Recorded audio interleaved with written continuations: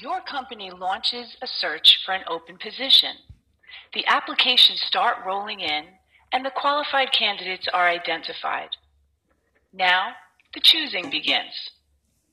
Person A, Ivy League, 4.0, flawless resume, great recommendations, all the right stuff.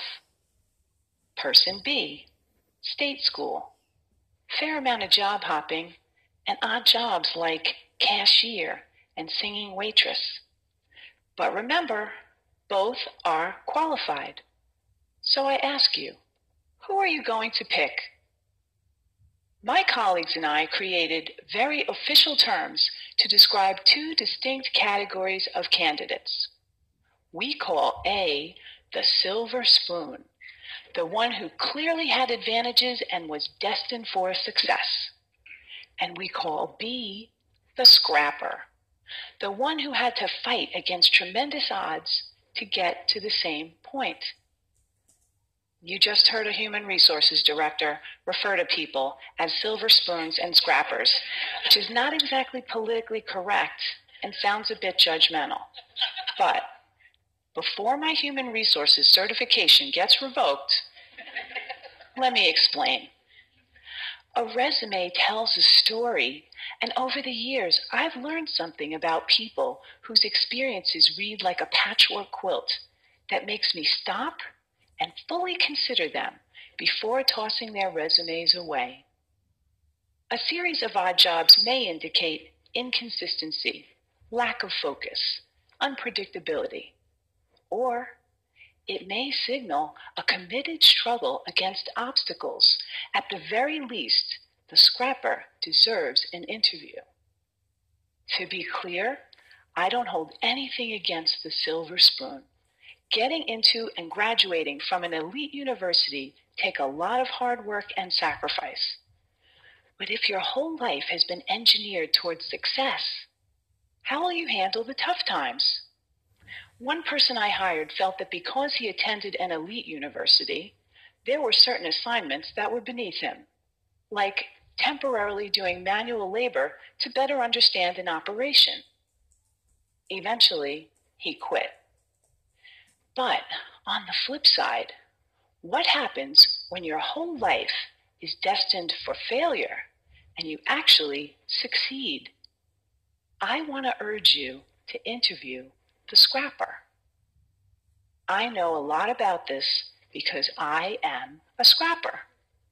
Before I was born, my father was diagnosed with paranoid schizophrenia, and he couldn't hold a job in spite of his brilliance. Our lives were one part cuckoo's nest, one part awakenings, and one part a beautiful mind. I'm the fourth of 5 children raised by a single mother in a rough neighborhood in Brooklyn, New York. We never owned a home, a car, a washing machine, and for most of my childhood, we didn't even have a telephone. So I was highly motivated to understand the relationship between business success and scrappers because my life could easily have turned out very differently. As I met successful business people and read profiles of high-powered leaders, I noticed some commonality. Many of them had experienced early hardships, anywhere from poverty, abandonment, death of a parent while young, to learning disabilities, alcoholism, and violence. The conventional thinking has been that trauma leads to distress, and there's been a lot of focus on the resulting dysfunction. But during studies of dysfunction, data revealed an unexpected insight that even the worst circumstances can result in growth and transformation. A remarkable and counterintuitive phenomenon has been discovered, which scientists call post-traumatic growth. In one study designed to measure the effects of adversity on children at risk, among a subset of 698 children who experienced the most severe and extreme conditions, fully 1/3 grew up to lead healthy, successful, and productive lives. In spite of everything and against tremendous odds, They succeeded 1/3. Take this resume. This guy's parents give him up for adoption. He never finishes college. He job hops quite a bit, goes on a sojourn to India for a year, and to top it off, he has dyslexia. Would you hire this guy? His name is Steve Jobs. In a study of the world's most highly successful entrepreneurs, it turns out a disproportionate number have dyslexia. In the US, 35% of the entrepreneurs studied had dyslexia. What's remarkable, among those entrepreneurs who experience post-traumatic growth, they now view their learning disability as a desirable difficulty, which provided them an advantage because they became better listeners and paid greater attention to detail. They don't think they are who they are in spite of adversity. They know they are who they are because of adversity. They embrace their trauma and hardships as key elements of who they've become and know that without those experiences, they might not have developed the muscle and grit required to become successful. One of my colleagues had his life completely upended as a result of the Chinese Cultural Revolution in 1966. At age 13, his parents were relocated to the countryside. The schools were closed, and he was left alone in Beijing to fend for himself until 16, when he got a job in a clothing factory. But instead of accepting his fate, he made a resolution that he would continue his formal education. 11 years later, when the political landscape changed, he heard about a highly selective university admissions test.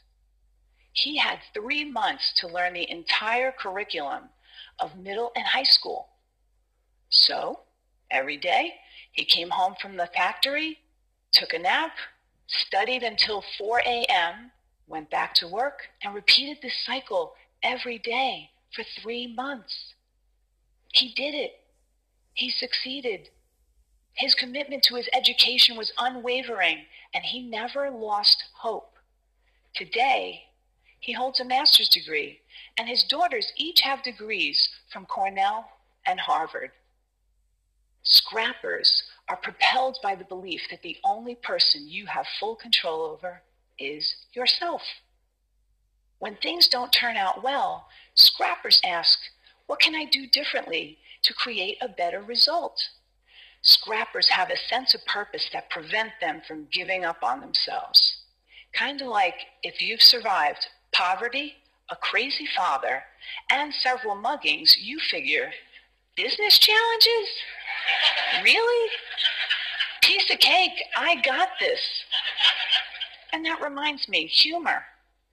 Scrappers know that humor gets you through the tough times and laughter helps you change your perspective.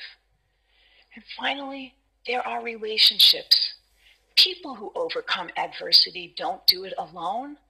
Somewhere along the way, they find people who bring out the best in them and who are invested in their success. Having someone you can count on, no matter what, is essential to overcoming adversity. I was lucky.